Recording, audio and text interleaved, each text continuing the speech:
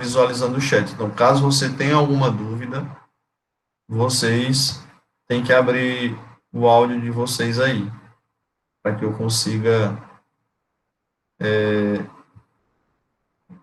visualizar, ouvir a pergunta de vocês, e essa dúvida venha a ser tirada aqui. Vocês conseguem ver a tela aí?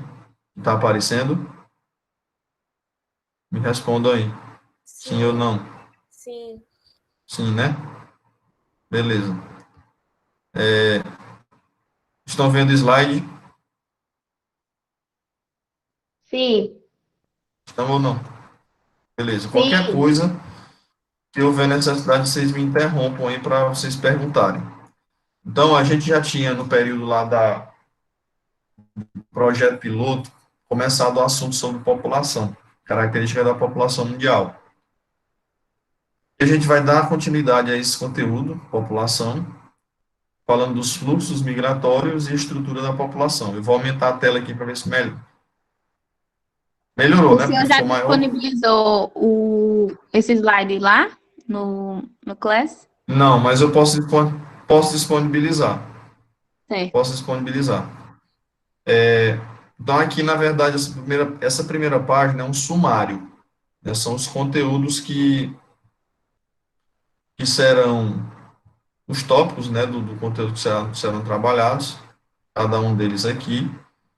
E eu não vou gastar tempo comentando sobre isso aqui, não, porque é o que vem adiante, né? Então, como o tema central desse capítulo são as migrações e a estrutura da população, vamos começar logo falando das migrações, né? A primeira coisa a se falar sobre as migrações é o conceito de migrações. Todo mundo já deve ter ouvido falar sobre migrações. Normalmente, as pessoas, quando escutam essa palavra, migração, elas fazem uma associação direta às migrações internacionais. Mas não existem apenas, existem vários tipos de migrações, que elas podem ser consideradas quanto ao tempo em que elas acontecem, quanto aos destinos, quanto à origem ou destinos em que elas acontecem, quanto aos fatores motivadores delas, certo? Quanto ao interesse delas, podemos dizer assim, tá? Então, as migrações, elas ocorrem tanto do ponto de vista interno, quanto do ponto de vista externo, mais conhecido como migração internacional, que é o que mais se associa ao conceito de migrações, né? Mas vamos lá, rapidinho para o conceito aqui, o conceito lá do dicionário que a gente iria encontrar. É quando pessoas se deslocam de uma região para outra.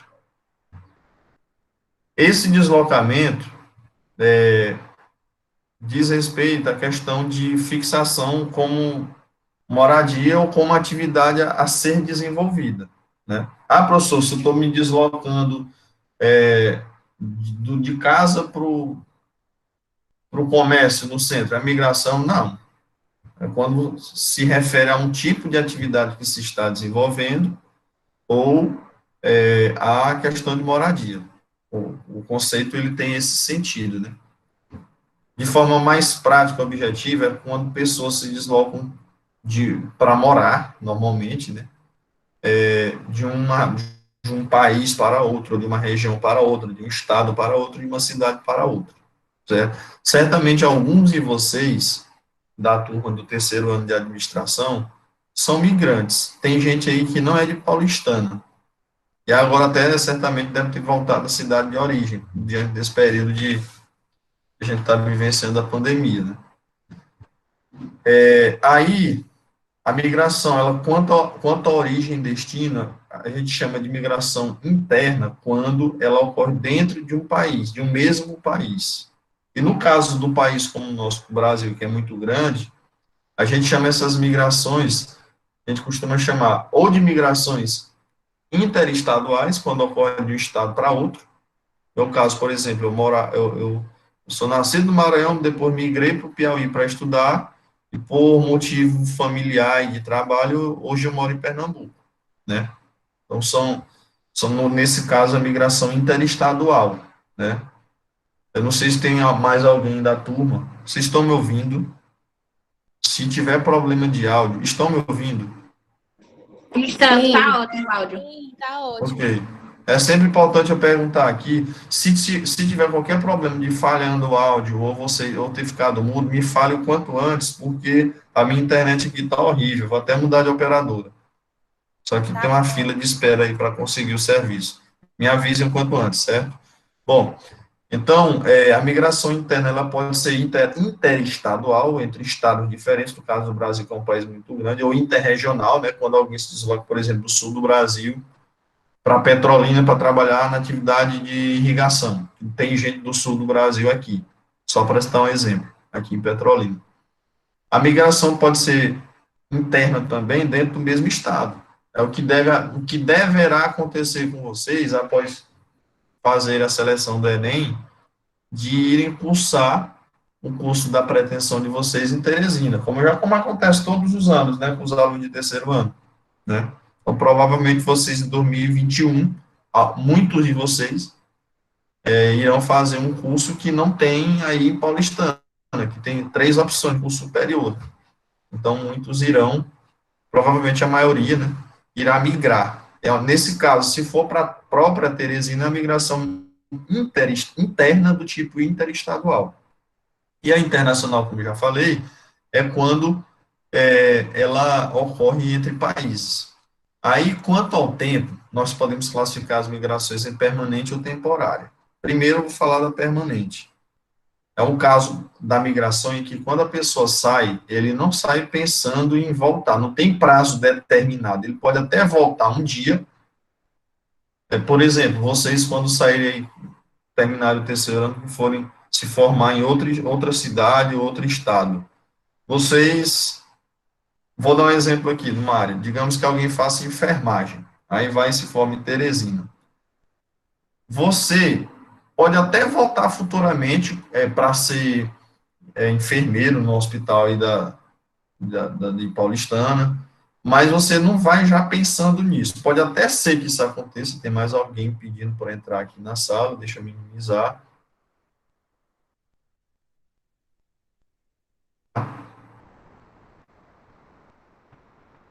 Aline. Boa tarde, Aline, já começamos, vamos lá. Então, pode até ser que a pessoa volte no futuro, mas sim. Oi. O senhor pode Quem voltar chamou? um pouquinho, falando sobre interestadual dentro do estado? No caso, Não, o exemplo que o interestadual, senhor... eu falei, não, intraestadual, eu falei o termo errado. Interestadual é entre estados, e dentro do mesmo estado é intraestadual. Aí, quando é entre estados diferentes, é que é interestaduais, entendeu? Dentro do mesmo estado é intra, e entre estados Entendi. Muito diferentes é obrigada. inter, certo? Eu acho que foi eu que usei o termo errado mesmo. Mas foi bom você fazer a abordagem aí. Então, a permanente é aquela migração em que a pessoa vai e fica por um longo período. Você pode até se formar, dura 4, 5 anos para se formar, dependendo do curso, até 6, né? E pode até atrasar por outras razões, mas você fica pelo menos esse tempo, que é considerado um tempo relativamente grande, né? Pode ser que no futuro, quando você se formou, você retorne à sua cidade de origem, até por uma proposta salarial, por condições familiares, por questões pessoais, mas é considerado um tipo de migração permanente. Quando é que a migração é considerada temporária? Quando ela é uma migração de curta duração ou de prazo determinado. Por exemplo, se um estudante de Paulistana consegue aí por um programa, antigamente tinha um programa aí chamado Ciências Sem Fronteira, né? E ainda tem outros programas de intercâmbio. Aí a pessoa vai fazer um intercâmbio, por exemplo, eu conheço uma menina que foi minha aluna em Teresina, que ela chegou a fazer um ano de intercâmbio na Nova Zelândia, na distante Nova Zelândia. Passou um ano lá. Esse tipo de migração, apesar de ser um intercâmbio, pode ser considerado uma migração, só que ela é temporária. Ele tem prazo determinado. Ela poderia até ter continuado por lá, mas voltou, né? Agora, normalmente, esse termo migração temporária, ele é mais utilizado para fluxos de tempo mais curto ainda do que um ano. Por exemplo, o que seria a migração pendular? Por que o nome pendular? Lembra o quê? Olhem para o movimento que estou fazendo aqui. Lembra o que é isso aqui? O vai e vem. Cadê meu povo? Vocês estão me ouvindo? Sim, O que que lembra esse movimento aqui, ó? Pendular lembra o quê? lembra um pêndulo. Pronto, pêndulo daqueles relógios antigos de parede tem um pêndulo, né? Hoje quase não se vê mais isso. Isso, Então, esse isso. termo migração pendular se refere ao vai e vem diário ou semanal que ocorre de determinados grupos de trabalhadores. Por exemplo, no vai e vem diário. Nos grandes centros, cidades como São Paulo, Rio de Janeiro, Belo Horizonte, Porto Alegre, enfim, Brasília, o tempo que se gasta para se deslocar de casa para o trabalho no início do dia e o movimento inverso no final do dia é um tempo longo, às vezes 2 horas, até mais do que isso. Então, esse movimento de vai para o trabalho no início do dia e só retorna no final do dia é considerado um movimento pendular diário. É como se fosse uma migração diária que acontece, de duração curtíssima. Então é quando, A tipo, migração pendular. professor? Sim, pode falar. Então é Oi, quando, pode tipo, falar. um professor de, por exemplo, o Estela vem trabalhar aqui e volta, não é? É o meu caso também. De um estado para o outro? Só que, não, veja só. No exemplo que você está falando, Júlia, Júlia só oposto, não é isso? Isso, No, isso. no nosso caso, de vários professores de Paulistana, esse movimento pendular, ele não chega a ser, pelo tamanho da cidade de Paulistana, não chega a ser a gente não pode considerar esse deslocamento da cidade para o campus como pendular diário, mas todos os professores que não residem em Paulistana fazem o movimento pendular semanal, porque normalmente os professores ficam 3 dias ou 4 e voltam para a sua cidade de origem. Teresina, muitos aqui, Petrolina e Juazeiro também, e muitos até de outras cidades. Então, há também casos, por exemplo, de trabalhadores que atuam em empresas de engenharia.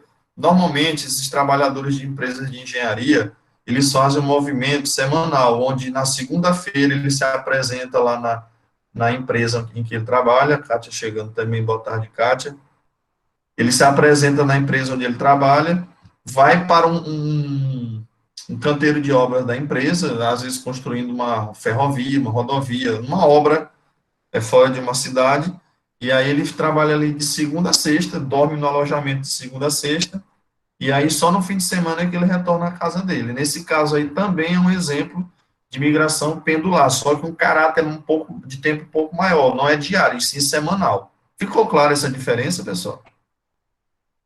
Desses dois Sim, tipos de ficou. migrações temporárias, a pendular e a semanal. A transumância já é um tipo de migração temporária que tem um caráter de tempo um pouco maior. A gente pode chamar de sazonal. O que é isso? Sazonal se refere a um determinado período do ano ou estação do ano. Por exemplo, é muito comum em algumas áreas do centro-oeste do Brasil, até mesmo do Nordeste, trabalhadores serem recrutados em pequenas cidades e passar um período de 2, 3 meses trabalhando na colheita de cana. A colheita, muitas empresas hoje fazem a colheita mecanizada de cana, mas ainda há algumas que fazem a colheita braçal, digamos assim, manual.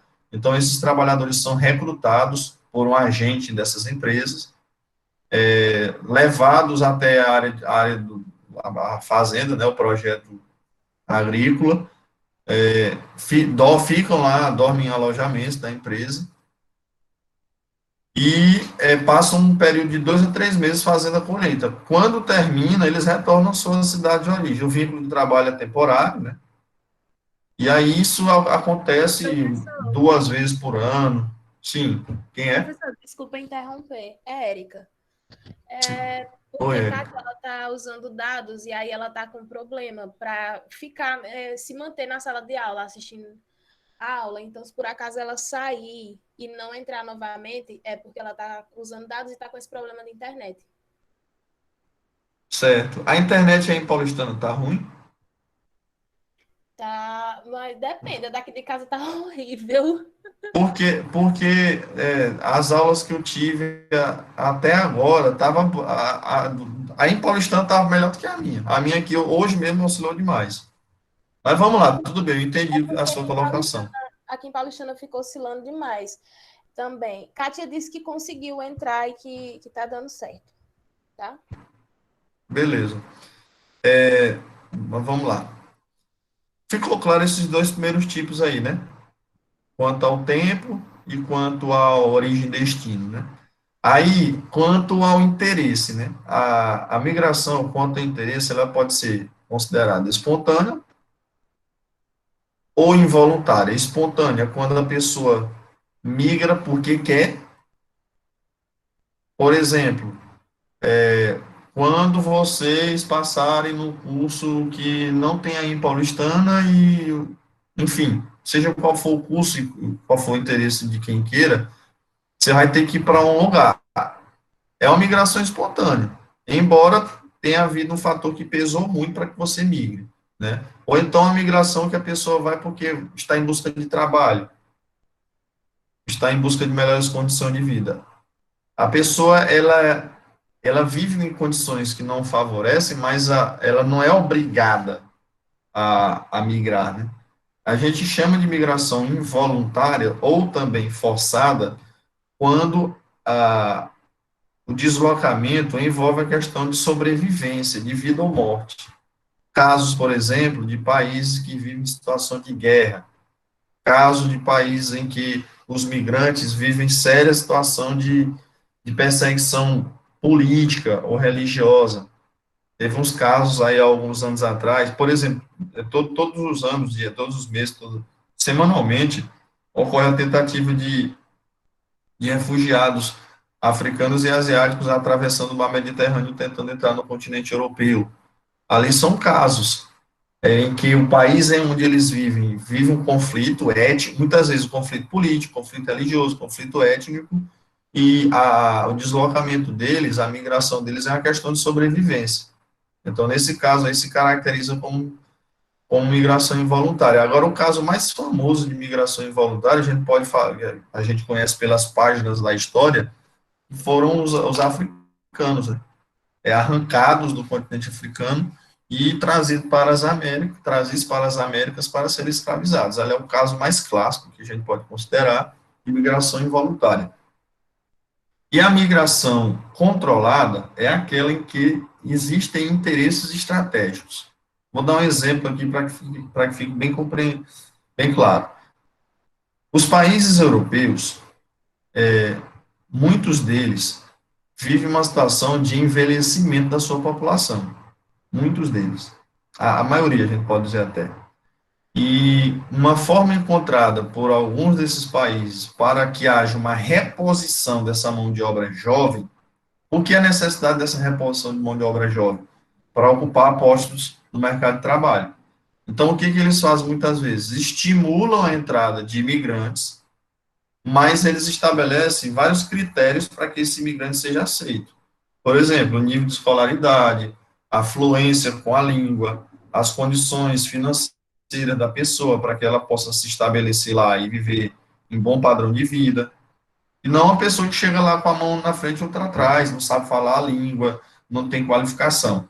Então, veja que nesse caso, há um estímulo à migração, mas essa migração, ao mesmo tempo, ela é controlada, por quê? Porque há um interesse por parte das autoridades, interesse estratégico, de que esses imigrantes que cheguem até lá tenham um perfil que seja atrativo, que seja interessante para aquele país, para o mercado daquele país. Então, são pessoas que são bem aceitas desde que elas tenham requisitos favoráveis, como qualificação, questão do nível cultural, né, para dominar a língua do país, principalmente quando é um país de língua difícil, como, por exemplo, a Alemanha, né? A pessoa tem que falar razoavelmente bem para ter essa aceitação. Então, nesse caso, é um tipo de migração que é espontânea também, mas há um controle maior por parte das autoridades. No caso, por exemplo, dessas ondas de refugiados que tentam entrar em países europeus, é uma coisa que não há um controle. E também essas pessoas que chegam lá, refugiadas, fugidas de países em conflitos, violentos muitas vezes, chegam pessoas que muitas vezes têm baixíssimo nível de qualificação, são pessoas que têm praticamente nenhuma condição de renda. Então não há um controle e nem há esse interesse estratégico. Na verdade, essas pessoas, elas são refugiados, né? Porque há uma sutil diferença, né? O refugiado é aquela pessoa que está chegando ali com a mão na frente, outra atrás, fugindo de uma situação bem adversa na sua localidade de origem. É diferente da migração comum, digamos assim, certo? Outros questionamentos importantes. Alguma dúvida até aqui, pessoal? Posso prosseguir? Me deu um retorno que eu não consigo ver nada no chat. Ou chat. Pode, Pode. sim. Bom, alguns questionamentos que a gente deve levantar ainda sobre esse tema, né, migrações, é quando começam essas migrações. Né? Sempre houve pessoas se deslocando de um lugar para outro. Inclusive, antes do homem fixar a moradia, ele vivia se deslocando. Ele era nômade, né, mas isso é coisa de muito tempo atrás. Nós não podemos misturar aquele conceito de povo nômade que vivia se instalando numa localidade de acordo com as condições naturais favoráveis com os processos migratórios. As migrações, elas passam a ter esse caráter que a gente conhece hoje a partir do momento em que o mundo, porque o mundo anterior às grandes navegações, era um mundo que a gente pode dizer que era dividido em vários mundos, onde cada um desses vários mundos, eles não mantinham contato com áreas muito distantes. Então, a gente pode dizer que essas migrações em maiores escalas, quando eu digo em maiores escalas, a gente deve compreender como sendo em maior quantidade de pessoas e também em maiores distâncias, isso é o que seriam migrações em maiores escalas, em maior quantidade de pessoas e a maiores distâncias, começam a se intensificar a partir do desenvolvimento das grandes navegações. Não é que antes não existissem migrações, mas elas se tornaram em volume muito maior a partir disso, porque foi havendo ampliação e a integração através de trocas comerciais, contatos culturais entre diferentes regiões do globo, certo? E aí, são os mais variados os fatores que levam as pessoas a migrarem, né? E essas migrações, elas apresentam vários efeitos. Vou passar para a próxima página aqui para a gente falar disso com mais detalhes, né? Então, existem migrações hoje no mundo todo, em todos os continentes, entre todos os continentes, inclusive, embora há algumas rotas, alguns continentes que esse volume, né, essa intensidade dessas migrações seja muito maior do que em outras, né? E muitas vezes vai muita gente do continente A para o B, mas não tem o mesmo fluxo do B para o A, né? E também essas migrações, além de envolver povos com culturas diferentes, envolve grupos diferentes do ponto de vista social, econômico, financeiro, né? Há uma tendência muito maior, por exemplo, de que pessoas de regiões mais pobres, mais atrasadas, se desloquem rumo a regiões mais desenvolvidas, porque há os chamados fatores de atração populacional e há os fatores de repulsão populacional. O que seriam os fatores de atração populacional? Me falem aí, já que eu não ouvi quase nada de vocês. Me apontem exemplos. Quando um jovem sai de Paulistana para Teresina para fazer um curso que em Paulistana, ou Picos, ou Petrolina, não há nas universidades dessas cidades, nos institutos de educação superior, ele está indo em busca de um fator que é o quê? É educação, formação, qualificação profissional. Então, a educação é um fator de atração. Emprego é um fator de atração. O emprego por si só, né? as condições salariais, porque há uma diferença. Uma coisa é você ter emprego e outra coisa é ter emprego bem remunerado. Tem emprego em paulistano? Tem, mas muitas vezes são empregos que estabelecem uma limitação de renda muito grande. Então, para você conseguir melhores condições de renda, muitas vezes isso requer o deslocamento dessa pessoa para um outro centro urbano, né, de maior porte, dependendo, sobretudo, da área de formação que a pessoa tem ou venha a ter, certo? Então, educação, renda, são dois fatores de atração, são fatores positivos, né? Por isso é que exercem atração, que tem um peso, um efeito muito grande sobre as migrações. A maior parte das migrações, hoje em dia, acontecem por conta de questões relacionadas à economia. E a gente pode até também fazer essa relação de educação com a economia, porque a educação, ela visa a formação profissional. E essa formação profissional melhor é que vai fazer com que você se coloque melhor no mercado de trabalho. Ficou claro, pessoal, até aí? Ficou claro? Estou esperando um retorno. Um ok. Sim? Ok. Beleza. E os fatores de repulsão são aqueles que expulsam as pessoas. Tem um efeito negativo que vai fazer com que as pessoas queiram se deslocar daquela área. Por exemplo, a região em guerra. Uma região que está muito sujeita à ocorrência de erupções vulcânicas. Tende a ser uma área que o povo vai querer sair de lá. Uma região próxima a um rio que está muito sujeita à ocorrência de inundações. Se a pessoa tiver a oportunidade de migrar para uma outra área, ele vai fazer isso, né? Uma região que vive um conflito político, um conflito étnico já que se arrasta por muito tempo. É um fator. Até mesmo fatores de ordem natural ou ambiental.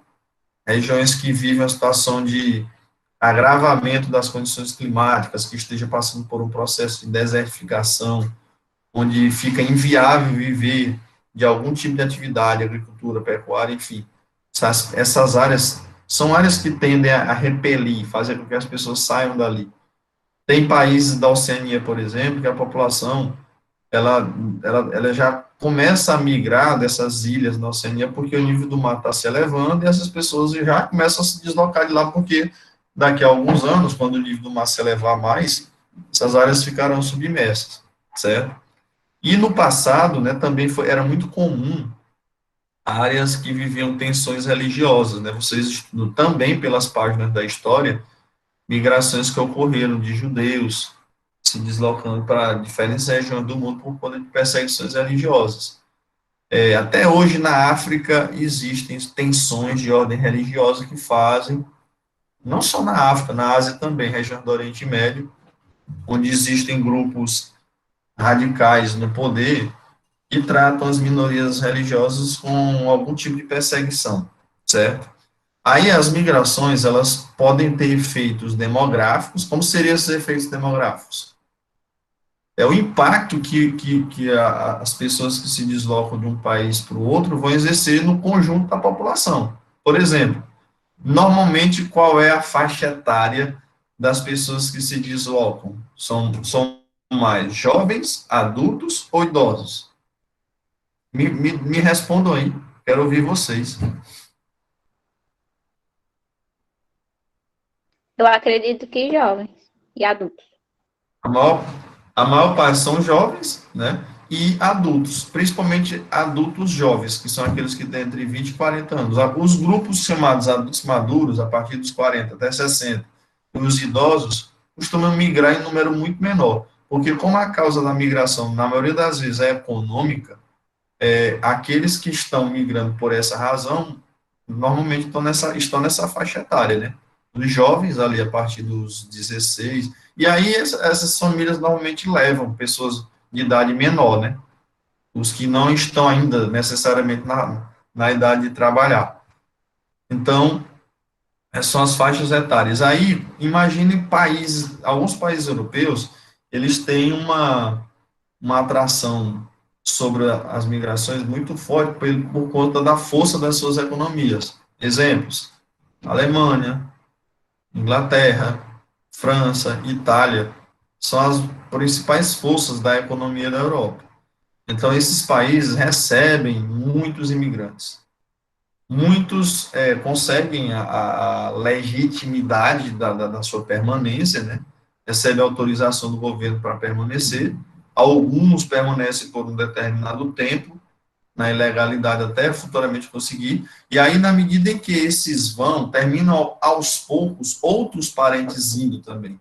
Inclusive de faixas etárias a mesma, adultos jovens e jovens, e isso vai ter um impacto sobre a demografia. Lembra desse conceito que a gente viu lá na semana do projeto piloto, né? O efeito sobre a demografia, que vai ser o quê? Vai aumentar a população de pessoas na faixa etária jovem ou adulto jovem no total dessa população. Então, é muito comum, nesses países que eu citei, ter uma população nativa daquele país, alemão nato, né? Italiano nato, inglês nato, essa população nata mais envelhecida, adultos maduros e idosos, enquanto que os adultos jovens e os jovens têm um percentual no total da população muito grande composta por imigrantes. Então, a gente pode dizer que as migrações elas têm efeitos demográficos muito grandes, né? Aí eu sempre costumo dar como exemplo disso, tem algumas ocasiões que a gente consegue perceber isso muito claramente, né? Que quando tem algum evento que envolve um evento que se torna público para o mundo todo e que a gente pode fazer a observação, quando tem Olimpíadas ou Copas do Mundo.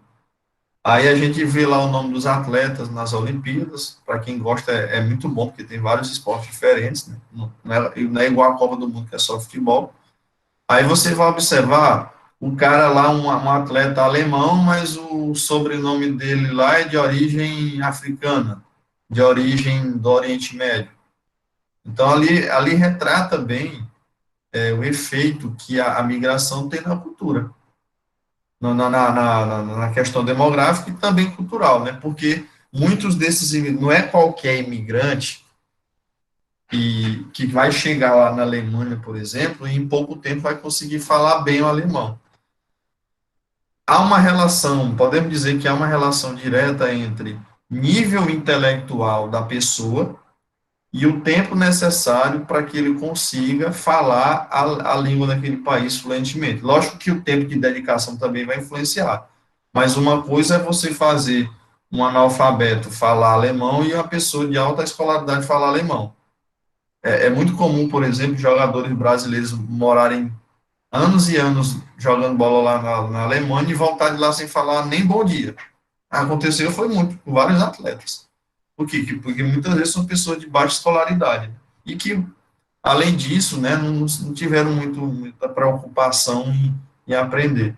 Então, essas migrações, elas têm efeito demográfico, têm efeito cultural, porque, por exemplo, esses imigrantes, muitas vezes, quando chegam no país, eles não se despem completamente dos elementos culturais que eles carregam consigo. Não é como a roupa, agora eu vou tirar a roupa aqui do Oriente Médio e vou vestir a roupa alemã. Não. Ele vai carregar por muito tempo e muitas vezes nem abandona os seus elementos da identidade cultural. Né? Muitas vezes eles conservam e fazem questão de conservar. Então, por exemplo, eles muitos, como convivem muito entre eles tendem a continuar falando a língua deles. Quanto mais você fala a sua língua original, mais dificuldade você vai ter de falar a língua do país onde você está. Se você só convive, um brasileiro que vai morar na Itália, por exemplo, se ele conviver só com um brasileiro, ele não vai aprender a falar italiano, não. Se ele ficar o tempo todo na internet falando, lendo notícias só de sites em português, ele não vai aprender outra língua. Só convive com pessoas da língua portuguesa, não vai aprender. Então, tem esse efeito cultural que muitas vezes a pessoa chega num país e continua mantendo a cultura do país de origem. Ele vai ter uma resistência, uma dificuldade de adaptação, de assimilação àquela língua. Isso acontecia aqui no Brasil também no começo, né? E é por isso que nós temos, por exemplo, um Brasil com tanta diversidade de povos e culturas. porque vieram pessoas de regiões diferentes do planeta, e mesmo depois de várias e várias gerações, a gente tem uma variedade cultural ao longo, ainda mais de um país tão extenso como é o caso do Brasil. Pessoal, alguma dúvida até aqui? Temos mais cerca de 15 minutos. Posso continuar? Pode. Ficou claro até aí? Ok. Eu vou rapidamente fazer uma. Vou fazer uma chamadazinha de vez em quando aqui, viu? Para ver se tem gente que tá dando migué. Aline, cadê? Ana Beatriz, Antônio, Bianca, Érica, Giovana, Júlia, Júlias, Kátia, Cauê,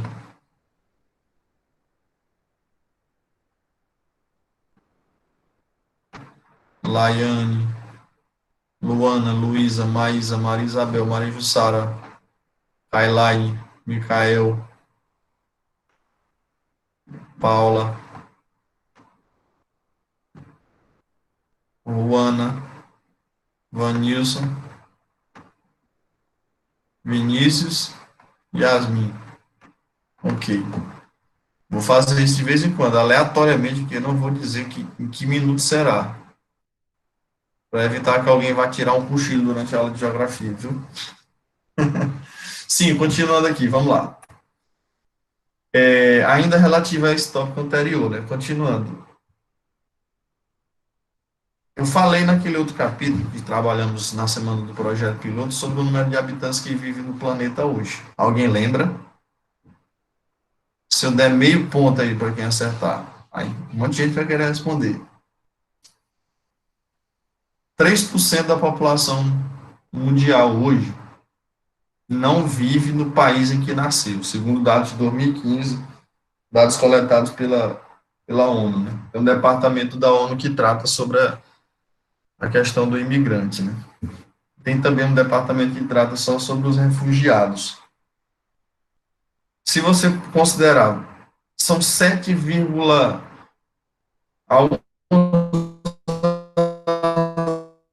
atrás se chegou a 7 bilhão. Hoje está perto de 8, 7, alguma coisa. Vamos arredondar para 8 aqui para facilitar esse cálculo aqui.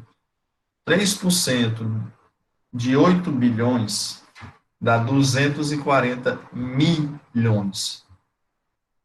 240 milhões. É mais do que toda a população brasileira vive no país onde não nasceu. Então, é muita gente. Muita gente mesmo. O Brasil é o quinto país mais populoso e tem mais gente do que o quinto país mais populoso vivendo no país onde nasceu. Alguns países têm um percentual enorme de população imigrante, né? Por exemplo, o Catar, talvez, o Catar no Oriente Médio, o país que vai ser sede da próxima Copa, é um dos países que mais tem estrangeiros. É um país pequenininho, tem empresas que atuam no setor petrolífero lá, e aí muitas vezes a mão de obra é vinda de fora. Muitas vezes de países vizinhos lá, né?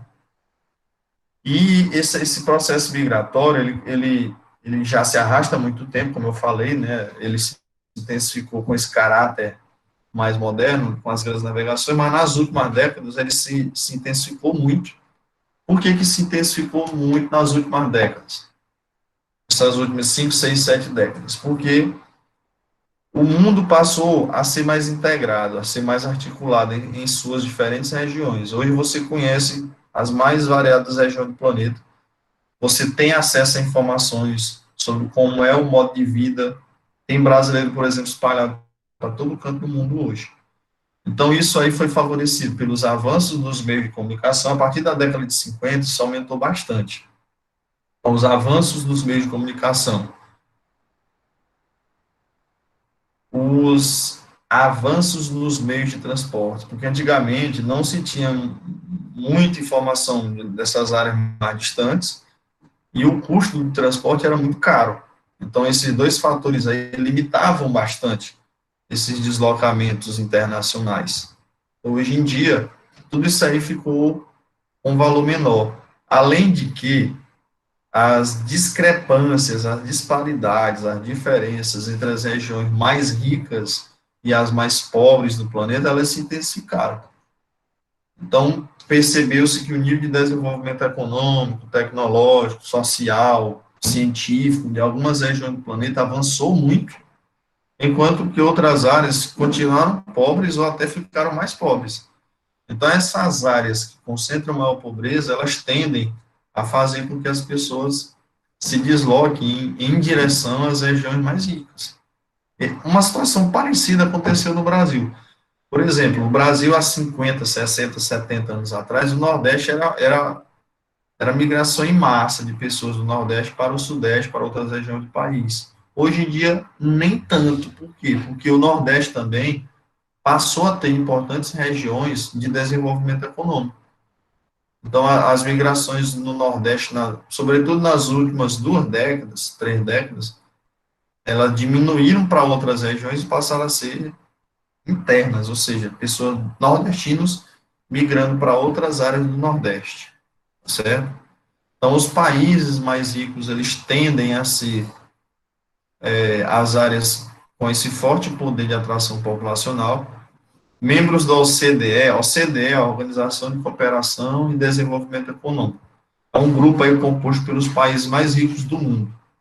O Brasil, por exemplo, tem vontade de entrar na OCDE, mas não integra. Aí são Estados Unidos, Canadá, Austrália, Nova Zelândia, países da Europa Ocidental, Japão. Isso é, digamos, a nata, né, das regiões mais ricas do planeta.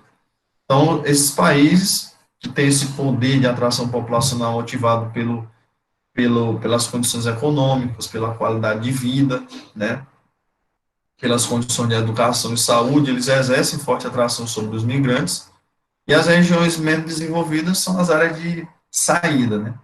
Aí é importante ressaltar um detalhe bastante curioso, que é que muitos desses migrantes que vão para os países mais ricos, ele desempenha um papel muito importante na economia de seus países de origem, que é o que a gente chama de repatriamento de dinheiro, ou repatriação. O que é isso? O que significa que alguém repatriou dinheiro? Digamos que o cara sai da Índia e vai trabalhar na Inglaterra. E ele tem um nível de escolaridade alto. Aí o cara vai trabalhar grande, por exemplo, vamos citar um exemplo dos Estados Unidos, existem muitos indianos que trabalham na Microsoft, que trabalham na NASA, porque é uma mão de obra, na Índia há uma parcela da população que é uma mão de obra bem qualificada e que ganha, e que é bem mais barata, né? Então, ele vai para um país rico, ganha muito dinheiro lá, considerando os padrões do país dele, e aí ele, todos os meses ou todos os anos, ele transfere para os seus parentes do país lá onde ele vivia, parte do que ele ganha.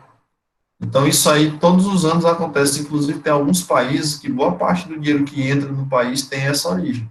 É dinheiro de imigrantes que repatriam parte de sua renda para os seus parentes lá, pais, mães, irmãos, enfim.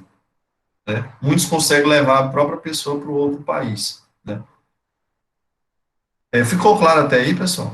Nós temos mais 8 minutos aproximadamente. Me dê um sim aí em voz. Posso continuar? Ficou. Sim. Aí, se por um lado esse repatriamento de dinheiro é uma coisa muito boa para o país de origem do imigrante, tem um lado muito negativo e perverso, que é a perda do capital humano. O que é a perda do capital humano? O cara nasceu na Índia, estudou lá até a idade jovem, se formou numa universidade, tudo isso por conta do governo, né? Aí, na hora que ele iria dar retorno para o país, com o resultado do conhecimento científico que aquela pessoa conquistou, alcançou, adquiriu, aí ele vai embora. De lá da Índia, vai morar nos Estados Unidos, na Inglaterra, seja lá onde for, no Japão, enfim. Na verdade, o produto desse capital humano que foi construído, desse conhecimento que foi adquirido por esse cientista, vamos citar um exemplo assim, vai ser um produto desse capital humano, vai gerar benefícios para o país onde ele vai morar. E não muito para o país de onde ele é. Porque dificilmente, depois que a pessoa alcança esse posto, ele vai querer voltar lá para o país dele. Onde a própria profissão que ele desempenha, ele vai ter muitas limitações. O cara pode ser o ultra, super, mega, enfim, da área lá da, sei lá, digamos, da neurologia, na área da medicina, na neurologia. O cara estudou lá nos Estados Unidos. Se ele for voltar lá para a Serra Leoa, na África, ele não vai ter muita coisa a fazer, porque o país de origem dele não tem estrutura nenhuma para que ele possa desempenhar aquela atividade. Então, o país dele, ele perde esse capital humano. Esse é um lado bastante negativo, né, do processo migratório, tá certo? Eu tinha falado agora há pouco que a própria ONU ela tem um departamento que trata especificamente sobre refugiados, né? E por falar em refugiado, olha a quantidade de pessoas que vivem hoje nessa condição de refugiado. Refugiado não é um migrante comum, é aquela pessoa que chegou no país de destino só com a cara e a coragem, e uma mochilinha, a trouxinha, como se diz popularmente.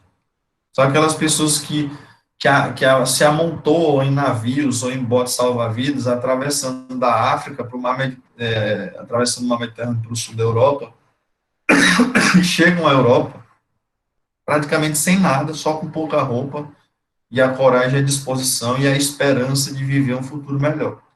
Normalmente, os países receptores desses imigrantes, eles oferecem uma resistência. E o próprio mercado de trabalho desses países, por mais que a economia seja forte, seja dinâmica, não vai conseguir absorver toda essa mão de obra. Até porque grande parte dessa mão de obra é mão de obra de pouca qualificação. E aí essas pessoas, pelo menos por um bom tempo, eles vão viver em campos e refugiados.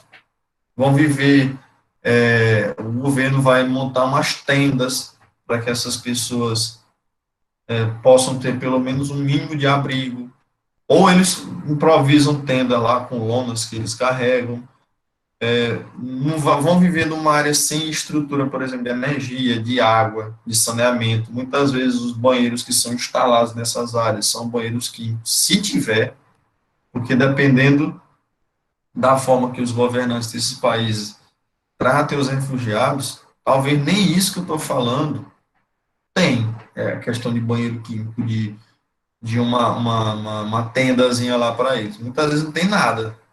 E eles ficam lá, naquele país. Há uma resistência, por exemplo, da comunidade internacional contra, por exemplo, a professora, porque o governo não expulsa. Isso aí mancha muito a imagem do país, né, que tratar o refugiado dessa maneira. Teve um tempo aí, uma autoridade inglesa disse que não poderia tratar o refugiado com resistência porque eles tiveram, os migrantes ao longo da história para a Inglaterra tiveram importância muito grande, né, então virou a marca, né, uma política do Estado, não política do governo A ou B, mas quando eu falo política de Estado, é que tratar bem o imigrante, porque eles foram historicamente e continuam sendo importantes para o país. Né? Um país que foi ao longo do tempo, que continua sendo, e recebe muitas pessoas provenientes de outros países. Alguma dúvida até aí, pessoal? Ninguém tem dúvidas? Bom. Não, eu não tenho dúvidas. Beleza. O próximo slide vai tratar do infográfico aí que tem nesse material de vocês, que eu coloquei em PDF. Não vai dar tempo de eu explicar ele todo, mas ainda há muito conteúdo aqui. O ideal, tem tudo isso aqui. E cobrem aí pelo mural a postagem desse material, porque ao mesmo tempo que eu estou dando aula aqui ao vivo, estou preparando material, tá todo mundo em casa, então o menino chora, o menino vem atrás de mim, o menino bate na porta, fica dizendo para eu abrir a porta, e de 2 para 3 anos não compreende as coisas ainda. Então, me cobrem para não esquecer de postar esse material. Aí, pessoal, apareçam aí novamente, eu quero ver vocês. Abra a imagem. Eu vou até sexta-feira ou sábado postar a atividade, vou postar esse material do slide em PDF. Vou colocar o material, provavelmente vou salvar no formato PDF para vocês. Formato não editável. E aí, o que eu não consegui concluir nesse tempo de 1 hora, que é muito pouco, com mais 1 hora eu concluiria todos os slides. E aí, eu até estava falando com o Vinícius Dias, sugerindo até que em outros ciclos, né, você já tem um horário até o final de agosto ou início de setembro, como é? Você já tem um horário definido até lá. Vai até quando? Me digam aí.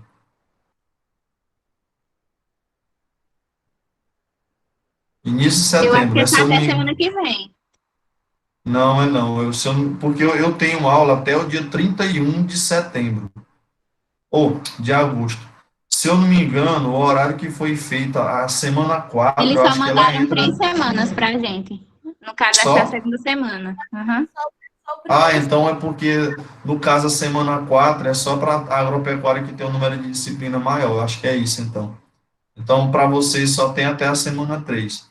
Então, eu até sugeri para de setembro em diante a gente possa dispor de mais tempo para Meet. O ideal que eu acho seriam 2 horas por quinzena. E do jeito que está sendo, é 1 hora para o resto, para o mês. Não chegou a ser o mês inteiro, mas porque é pouco tempo.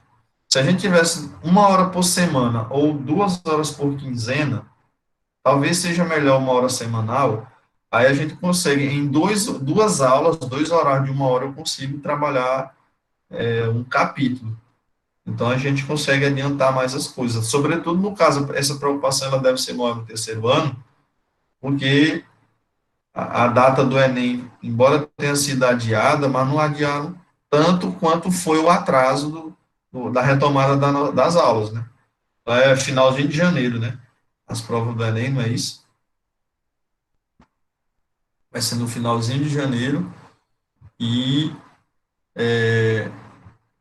tomara que adie. Não sei se vocês gostariam que adiasse, mas eu acho que quem estuda nas escolas que só retomaram as aulas agora ficarão prejudicados com essas provas no final de janeiro. O ideal seria que essas provas fossem num período mais proporcional. Tá certo, pessoal? Então, por hoje, a gente fica por aqui. Eu vou também gravar o restante desse conteúdo. Se a gente tivesse uma outra aula, ainda nesse ciclo de aulas, eu iria concluir em outra aula, mas como não houve, não, só foi 1 hora, eu vou postar esse material. Oi, Kailine, pode falar. Eu vou postar esse material gravado do jeito que foi lá na semana do projeto piloto. Vocês não estão nem esperando dar tchau, já estão dando tchau, mas tchau, viu? Boa aula que vocês terão na sequência aí e até mais. Fiquem atentos aí às postagens. Avaliação, não se preocupe com relação à avaliação, porque eu acho que, em se tratando de atividade remota, essa questão da avaliação fica em segundo plano, a meu ver. Fiquem tranquilos com relação a isso. Então, tchau, tchau. Até mais.